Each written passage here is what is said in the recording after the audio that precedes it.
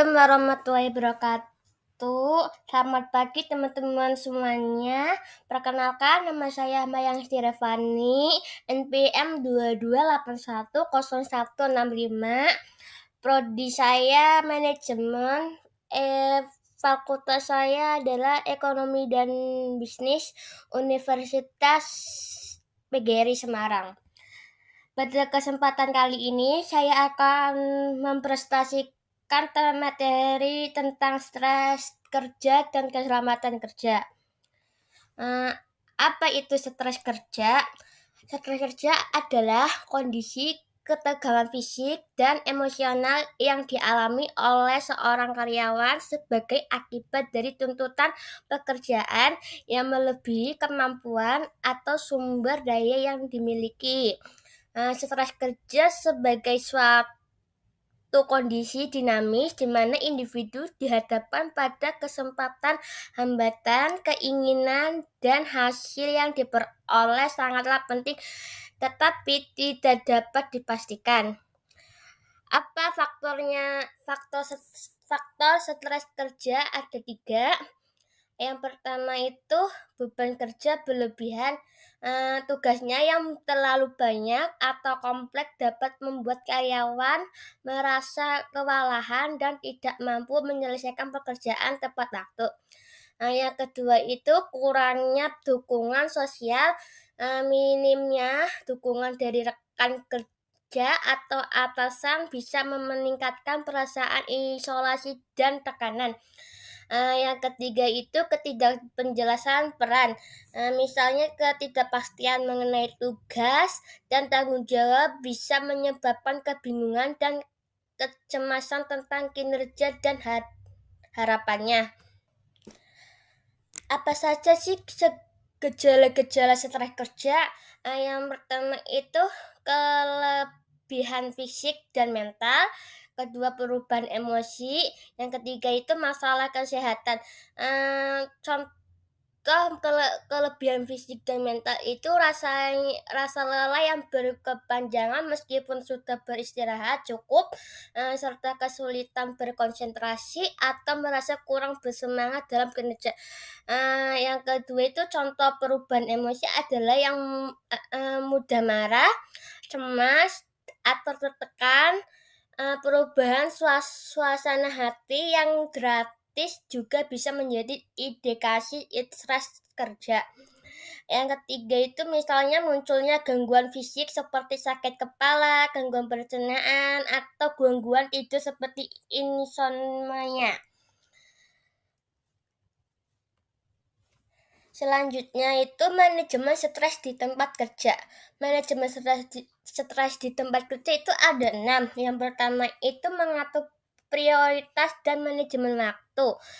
Misalnya itu membuat daftar tugas dan menetapkan prioritas dapat membantu mengurangi stres dengan memastikan bahwa tugas-tugas yang paling penting diselesaikan terlebih dahulu.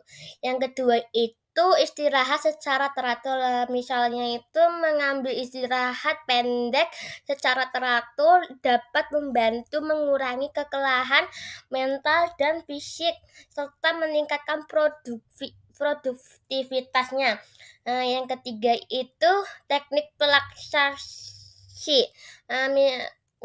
Misalnya itu menggunakan teknik-teknik seperti penapasan dalam, meditasi, atau yoga untuk membantu menenangkan pikiran dan mengurangi stres. Yang keempat itu adalah lingkungan kerja yang mendukung.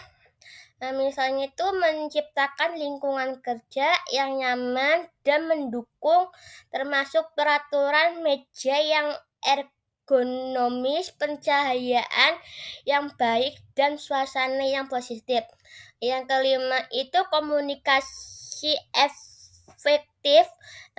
Misalnya itu berkomunikasi secara terbuka dengan atasan dan rekan kerja mengenai beban kerja dan tantangan yang dihadapi dapat membantu menemukan solusi dan mengurangi stres.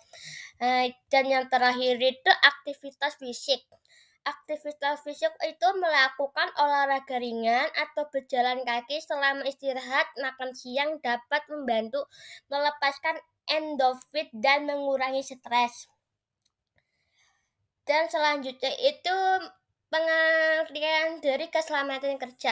Apa itu keselamatan kerja? Keselamatan kerja itu merujukan pada upaya untuk mencegah kecelakaan dan cedera yang mungkin terjadi di tempat kerja.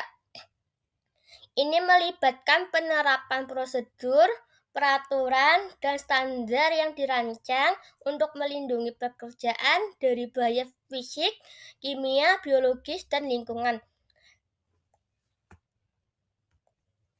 Keselamatan kerja juga mencakup pelatih karyawan penggunaan alat pelindung diri atau disebut APD, serta perawatan dan pemeliharaan peralatan kerja agar tetap dapat kondisi aman. Tujuan utama dari keselamatan kerja adalah menciptakan lingkungan kerja yang sehat dan aman, sehingga risiko kecelakaan dan penyakit akibat kerja dapat diminimalkan. Selanjutnya itu keselamatan kerja. Selanjutnya itu analisis keselamatan kerja. Analisis keselamatan kerja itu ada 3. Yang pertama itu identifikasi bahaya atau disebut hazard identification. Proses ini melibatkan pengamatan terhadap setiap langkah kerja untuk menemukan potensi bahaya yang dapat menyebabkan cedera atau kecelakaan. Yang kedua itu penilaian risiko atau disebut risk assessment. Setelah bahaya diidentifikasi, langkah selanjutnya adalah penilaian tingkat risiko yang dihasilkan dari bahaya tersebut. Yang ketiga itu tindakan pengendalian atau disebut control measures berdasarkan hasil penilaian risiko. Tindakan pengendalian yang diterapkan untuk menghilangkan atau mengurangi risiko bahaya. Oke, selanjutnya itu prosedur keselamatan kerja. Yang prosedur keselamatan kerja adalah serangkaian langkah atau aturan yang dirancang untuk melindungi kesehatan dan keselamatan para pekerja di tempat kerja.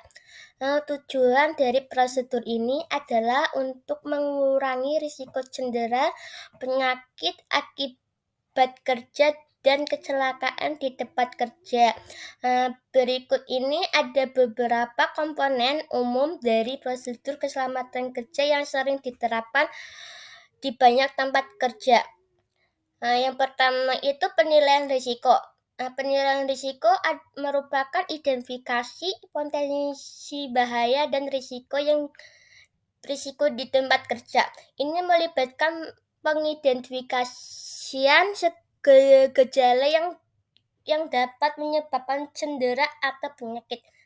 Yang kedua itu pencegahan dan pengendalian bahaya. Langkah-langkah untuk mengurangi atau menghilangkan bahaya. Yang ketiga itu pelatihan.